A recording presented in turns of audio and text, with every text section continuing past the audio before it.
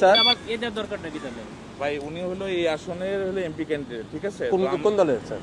জামাত ইসলামী। জামাত ইসলামী। বুঝতে পারছি স্যার, আমাদের ক্যান্টনমেন্টের নিরাপত্তার সাথে ক্যান্টনমেন্টের গানে না না, আপনারা তো ওখানে গান নিয়ে বসে আছেন, আপনারা জিব্বা দিয়ে সাইডে ফেলতেছেন তারেক জিয়ার জন্য। আমরা কেন চাইতে পারবো না? আমাদের তো সরকার স্যার এটা আমাকে এটা ভিডিও করো যে আমাদের গাড়িতে এখানে সরি স্যার, এখানে ক্যান্টনমেন্টের ভিডিও করা যাবে না স্যার। ঢাকা ১৭ আসনের জামায়াতের প্রার্থী ডক্টর এস.এম. খালিদুজ্জামানের ক্যান্টনমেন্টে গানম্যান নিয়ে প্রবেশের চেষ্টার ভিডিও ভাইরাল সামাজিক যোগাযোগ মাধ্যমে। ভিডিওটার মধ্যে খানিকটা ফানও আছে। মানে পরিচয় দিচ্ছেন এই এলাকার এমপি ক্যান্ডিডেট, সেনা সদস্য তাকে চিনতে পারেননি, জিজ্ঞেস করছেন কোন দলের, তখন জানানো হয় জামায়াতে ইসলামী। পুরো ভিডিওটা দেখলে দেখবেন যে তিনি বা তার লোকরা পরিচয় দিচ্ছেন তিনি তারেক জিয়ার বিরুদ্ধে এখানে ফাইট করছেন, তারেক জিয়ার বিরুদ্ধে ফাইট করছেন। বিরাট প্রোফাইল তার আমৃত্যু এটা একটা বড় প্রোফাইল হিসেবে থেকে যাবে, তিনি তারেক জিয়ার বিরুদ্ধে ফাইট করেছিলেন। আসসালামু আলাইকুম প্রিয় দর্শক, ভিডিওর শুরুতে কিছু ভিডিওর অংশ বিশেষ দেখেছেন, দেখে বুঝতে পেরেছেন আজকের এই ভিডিওটা কতটা গুরুত্বপূর্ণ হতে যাচ্ছে। দর্শক ভিডিওটি না টেনে সম্পূর্ণ দেখুন, আর আমাদের চ্যানেল নতুন হয়ে থাকলে চ্যানেলটি সাবস্ক্রাইব করে আমাদের সাথেই থাকবেন। দর্শক চলুন ভিডিওগুলো দেখে আসি। ঢাকা ১৭ এই আসনে যিনি জামায়াতের প্রার্থী, তিনি সেনাবাহিনীর সাথে একটা বাকবিতণ্ডায় জড়িয়ে পড়েছেন, এরকম একটা ভিডিও আমাদের সামনে এসছে, যেটা একজন বাহিনী সদস্যের বডি অন ক্যামেরার রেকর্ডকৃত ফুটেজ বলে আমরা বুঝতে পারছি। জামায়াতে ইসলামী ক্ষমতায় গেলে কি হতে পারে এটা একটা প্রকৃষ্ট উদাহরণ আমি মনে করি। পুরো ভিডিওটা বেশ লম্বা, আমি সবাইকে দেখার অনুরোধ করব। তার আগে এই ছোট্ট ক্লিপটুকু আগে একটু দেখে নেই, তারপর আবার কথা বলবো। এদের দরকারটা কি তাহলে? ভাই উনি হলো এই আসনের হলো এমপি ক্যান্ডিডেট, ঠিক আছে? কোন দলের স্যার? জামাত ইসলামী। জামাত ইসলামী। বুঝতে পারছি স্যার, আমাদের ক্যান্টনমেন্টের নিরাপত্তার সাথে ক্যান্টনমেন্টের গানে না না, আপনারা তো ওখানে গান নিয়ে বসে আছেন, আপনারা জিব্বা দিয়ে সাইডে ফেলতেছেন তারেক জিয়ার জন্য।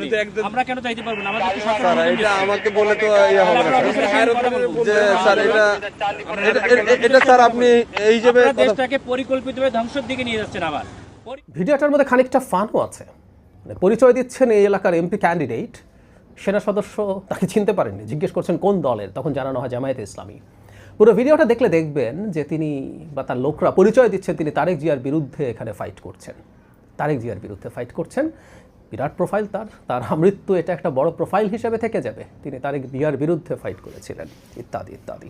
যাই হোক, আমরা খেয়াল করব তিনি ক্যান্টনমেন্টে ঢুকছিলেন, ক্যান্টনমেন্টে তার গাড়িতে গানম্যান ছিল, সেনা সদস্য অতি বিনয়ের সাথে, মানে পুরো ভিডিওটা শেষ পর্যন্ত আমরা দেখব সেনা সদস্য অত্যন্ত বিনয়ের সাথে তাকে স্মরণ করাচ্ছেন যে এটা একটা আইন, এখানে ক্যান্টনমেন্টে গানম্যান নেওয়া যাবে না, সেখানে তারাই তার নিরাপত্তা দেবেন, এর বাইরে যা যা হওয়ার। যিনি দায়িত্বরত, দায়িত্বপ্রাপ্ত, দায়িত্ব পালনকারী যে সেনা সদস্য, তার কাজই হচ্ছে এটা। আমরা এরকম একটা বাংলাদেশি দেখতে চাই যেখানে যেই কোনো আইন ভঙ্গ করবেন সেটার যদি প্রিভিয়াস কোনো রকম কোনো ব্যবস্থা তিনি না নিয়ে আসেন আইনের মাধ্যমেই, তাহলে সেই আইন তিনি প্রয়োগ করবেন, যিনিই হোক না কেন। মানে এই যে এই ভদ্রলোক, উনি আইন প্রণেতা হতে চান, মানে এমপি ইলেকশন করতে চান। শোনা যায় আমাদের বস্তি অধ্যুষিত বেশ কিছু এরিয়া আছে এই কনস্টিটিউয়েন্সিতে, সেখানে মানুষজনকে নানান রকম সুযোগ সুবিধা দীর্ঘদিন থেকে তারা দিয়ে চেষ্টা করছেন জনাব তারেক রহমানকে চাপে ফেলতে। আমি মনে করি না এটা একেবারেই কোনো রকম কোনো কাজ করবে, কিন্তু সেটা করেছেন।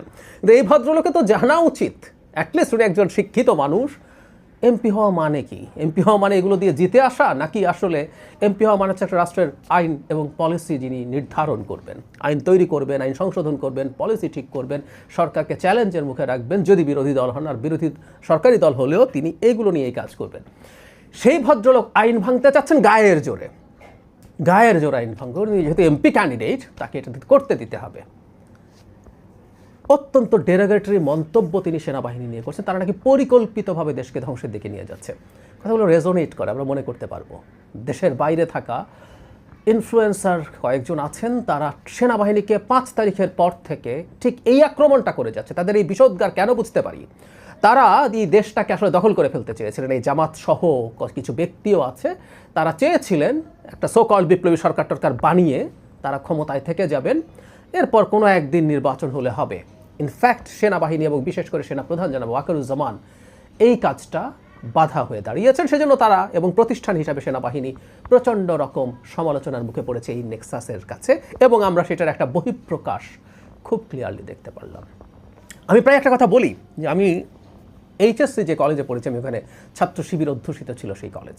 ক্ষমতায় থাকলে বা শক্তিশালী অবস্থায় থাকলে জামাত শিবিরের চেহারা কি আমার দেখা আছে? কেউ যখন জামাতকে বলে ওনারা তো আচরণে ব্যবহারে ভালো ইত্যাদি ইত্যাদি, তো ওনারা কোন চেহারাটা দেখছেন সেটাও আমি জানি, তাদের চেহারা কি হতে পারে সেটাও আমি জানি।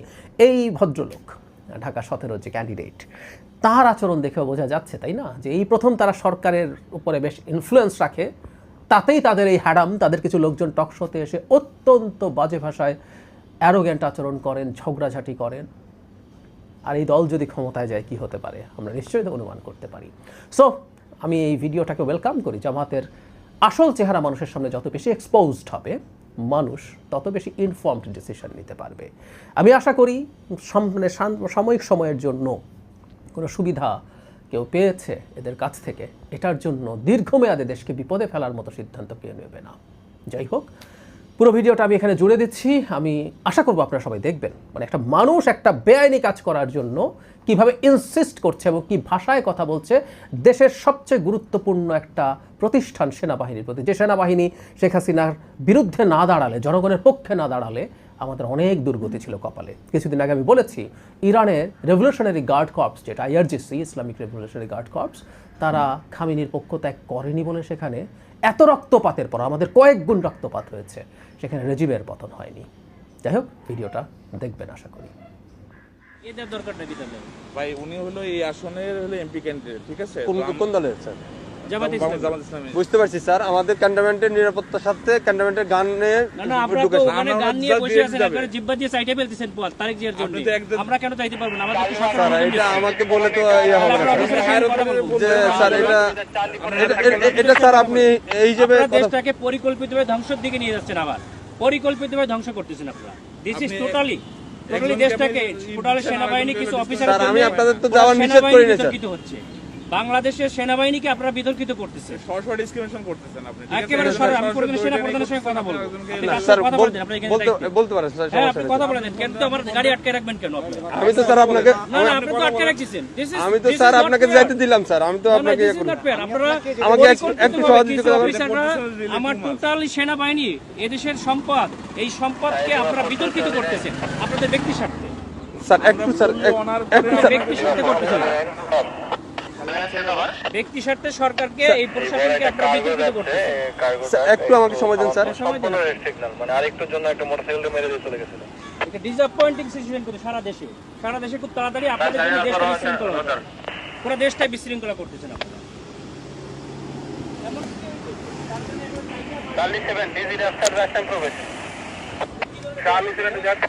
স্যার আসসালামু আলাইকুম স্যার, কপাল নিজাম সালিনান থেকে স্যার।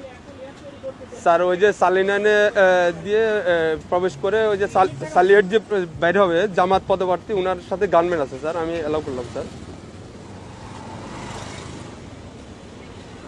এমপি পদপ্রার্থী, সংসদ পদপ্রার্থী, ওনার সাথে গানম্যান আছে স্যার। আমি এদিকে তারেক জিয়ার প্রতিদ্বন্দ্বী ডাক্তার এস এম খালিদুজ্জামান বলেন স্যার, ওই যে বলেন তারেক জিয়ার প্রতিদ্বন্দ্বী 17 আসনে স্যার ওইটাই উনাকে বললাম স্যার, উনি আমার সাথে আমার সঙ্গে কথা বলে দেন। আচ্ছা স্যার একটু কথা। হ্যালো, আসসালামু আলাইকুম। আমি doctor S M Khaliduzzaman, Dhaka 17 আসনের জামাত ইসলামিক। না কিন্তু আপনারা তো তারেক জিয়ার জন্য জিব্বা দিয়ে রাস্তা পরিষ্কার করে ফেলতেছেন, তাহলে আমাকে কেন দিবেন না? Why not? আপনি শোনেন, আপনার নাম কি বললেন? আপনি দেশটাকে পরিকল্পিতভাবে আমাদের মধ্যে এটা কেওয়াস সৃষ্টি করতেছেন আপনারা। নো নো নো নো, কেন নয়? আপনারা দেশটাকে ধ্বংসের দিকে নিয়ে যাচ্ছেন এবং কিছু অফিসার নিজেদের ব্যক্তি স্বার্থ হাসিলের জন্য আমাদের সুপরিকল্পিতভাবে 5 আগস্টের পরে আমাদের দেশটাকে আপনারা ধ্বংস করতেছেন, আমাদের দেশটাকে পুরো ধ্বংসের দিকে নিয়ে যাচ্ছেন আপনারা। আমি সেনা প্রধানের কাছে এটা কমপ্লেইন করতে চাই। আপনাদের অফিসারের সঙ্গে আমি কথা বলতে চাই। রয়েছে স্যার, বডি ক্যামেরা অন আছে স্যার। আমাদেরকে নিরাপত্তা দিচ্ছে, আমাদেরকে নির্বাচন কমিশন থেকে নিরাপত্তার জন্য দিচ্ছে গানম্যান, আবার আপনি আমাকে যাইতে দেবেন না কেন? স্যার আসসালামু আলাইকুম স্যার। অত্যন্ত সুপরিকল্পিতভাবে আমাদের দেশটাকে ধ্বংস করা হচ্ছে, খুবই পরিকল্পিতভাবে। স্যার বলছি স্যার। স্যার আমরা এটা নির্বাচন কমিশনকে জানাতে। স্যার আসসালামু তোমরা ভিডিও আলাইকুম করো, আমাদের গাড়িতে আটকেছে, তোমরা ভিডিও করো, এটা ভিডিও করো যে আমাদের গাড়িটা এখানে স্যার যাচ্ছে সরি না। স্যার এখানে ক্যান্টনমেন্টে ভিডিও করা যাবে না কেন স্যার আপনারা তো ভিডিও করছেন কেন? আমরা তো কেন এই অধিকার আছে, বিচার এটা স্যার। কেন আপনার করবেন? এটা- আপনারা আপনার এটা- আপনারা দেশটাকে আপনার যে কোনো- পরিকল্পিতভাবে কেন ধ্বংসের দিকে নিয়ে যাচ্ছেন বাবা? স্যার, বুঝতে অনেক পারছি, মানুষ স্যার। রক্ত আমি দিয়েছে, আপনার কথা বুঝতে অনেক পারছি, স্যার। মানুষ রক্ত দিয়েছে, আপনারা আর রক্ত নিয়েন না আল্লাহর রাস্তে। দেশটাকে সেনা প্রধান অত্যন্ত ঐতিহাসিকভাবে দেশটাকে এভাবে রক্ষা স্যার করছে। আমি তো আপনাকে আপনারা যাইতে নিষেধ করি না স্যার হ্যাঁ। আমি তো আপনাকে বলছি আপনি যান স্যার, কিন্তু আমাদের ক্যান্টনমেন্টে গান নিয়ে অস্ত্র নিয়ে ঢুকা নিষেধ, এটা স্যার তাহলে এটা আমাদের আপনাকে গানম্যান কেন দিচ্ছে? ক্যান্টনমেন্টের জন্য না স্যার, ক্যান্টনমেন্টের জন্য আমরাই নিরাপত্তা দিচ্ছি পার আপনাকে হয়ে যাবো বলছি, আমরা তো পার হয়ে যাবো, স্যার, এটা ঠিক আছে ভিতরে আপনি আমরা তো পার হয়ে যাবো। আমার কথা ভিতরে কোনো প্রবলেম হয়ে থাকে তাহলে আপনার এই দায়ভারটা ক্যান্টনমেন্ট নেবে আমার এরপরে কে দেখবে? এরপর স্যার আপনি ওই ক্যান্টনমেন্ট পার হওয়ার পরে স্যার আপনার গানম্যান থাকবে স্যার। তাই আমার এখান থেকে গানম্যানের ভিতরে আমি থাকবে না, তখন আপনার দল দিয়ে পিটাইবেন আর আপনারা অন্য দল দিয়ে পিটাই আপনাদের দেখবেন, স্যার আপনি মজা দেখবেন। ক্যান্টনমেন্টের ভিতরে তা তারেক জিয়ার সঙ্গে তো আপনারা হাজার হাজার স্যার। রক্ত নিয়ে যাচ্ছেন, কেন নিয়ে যাচ্ছেন? স্যার এটা এখন আমি আপনাকে জবাবটা আমি দিতে পারতেছি না কেন পারবেন না? আপনার সেটা যদি তো আপনাকে আপনি যদি কোনো আপনাদেরকে তো- সমস্যা আপনারা তো প্রশাসনের লোক, আপনাদেরকে জবাব স্যার দিতে বুঝতে তো হবে। আপনার আমাদের যদি কোনো ইয়া থাকে, আপনার যদি কোনো কমপ্লেন থাকে, আপনি তো স্যার বললেন যে আমাদের স্যারের সাথে কথা বলবেন, হ্যাঁ, আমরা ওনার আপনি সাথে কথা কথা বলেন স্যার, আমি তো আপনার ওই না, না, ইয়াটা এটা দিতে জবাব পারবো না বলো না, আমরা পারবো না, এটা অসহায়ত্ব প্রকাশ কেন স্যার, করবেন? এটা তো আমার যেটা কেন নিয়ম স্যার, রুলস দেওয়া হয়েছে স্যার। আপনারা পরিকল্পিতভাবে দ্বিচারিতা কেন করবেন?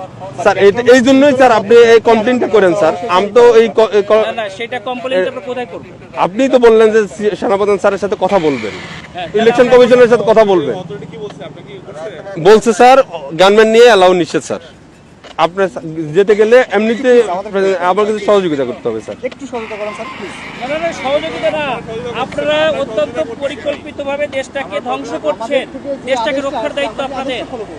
আপনারা স্যার আমরা তো আপনারা পরিকল্পিতভাবে দেশটাকে ধ্বংসের দিকে নিয়ে যাচ্ছে, বুঝতে পারছি স্যার, এটা তো সুন্দরভাবে আমাদের দেশটাকে একটা কেওয়াস সৃষ্টি করতে যাচ্ছে, একটা এজেন্ট হিসেবে একটা স্যার পরিকল্পিতভাবে। ক্যান্টনমেন্টে আপনি হয়তোবা জানেন কিনা জানি না, ক্যান্টনমেন্টে এই যে এই রুলস গুলা আপনাকে ফলো করতে হবে স্যার। আমরা আমরা স্যার ক্যামেরা এমন আছে স্যার, ক্যামেরাটা একটু অফ রাখতে হবে মোবাইলে আপনার ইয়াতে রাখেন, আপনার কথা বলতে কথা বললেন, সমস্যা নাই স্যার। মোবাইল হাতেও রাখা যাবে না। হ্যাঁ রাখা যাবে, আপনি ইয়া করতেছেন স্যার। আপনি যেতে পারবেন স্যার, কিন্তু আপনার যে গানম্যানটা এই সময় বুঝছেন, স্যার। সময় সব সময় থাকে না, ঠিক আছে? আপনাদের সময় সবসময় সমান যায় না। স্যার বহুত বড় বড় অফিসাররা স্যার। পা ধরছে 5ই আগস্টের পরে আমাদের যাইয়া, স্যার আমরা কিছু বলি নাই, স্যার আমরা এরকম কুকুরের মতো পাছাটা হই নাই, স্যার ঠিক আছে? স্যার আমরা এখন গোলামির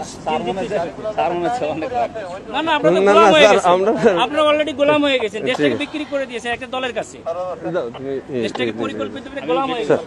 আমরা এখন কোথায় কমপ্লেন করবো বলেন? স্যার আপনি আমাকে তো ব্যাক করতে হবে, আমি অস্ত্র স্যার দেয় ওই পাশে যে আমরা আপনাদের পিটানি খাবো আমি? কেন আপনারা আমরা পিটাবে আমাদেরকে কেন শুধু আপনারা এই শুধু জগন্নাথে মারামারি করতেছে আপনাদের গাড়ির সামনে ঠেকাইছেন। স্যার এটা তো আমাদের তো বাইরের এরিয়া, এটা সিভিল এরিয়া, এটা তো এখন আমি সিভিল বাইরে এরিয়া। যাই কি করবো? তাহলে আমার গাড়ি নিয়ে এখন ব্যাক করে দিন, আমি ব্যাক খেয়ে আমি চলে যাই। স্যার ঠিক আছে স্যার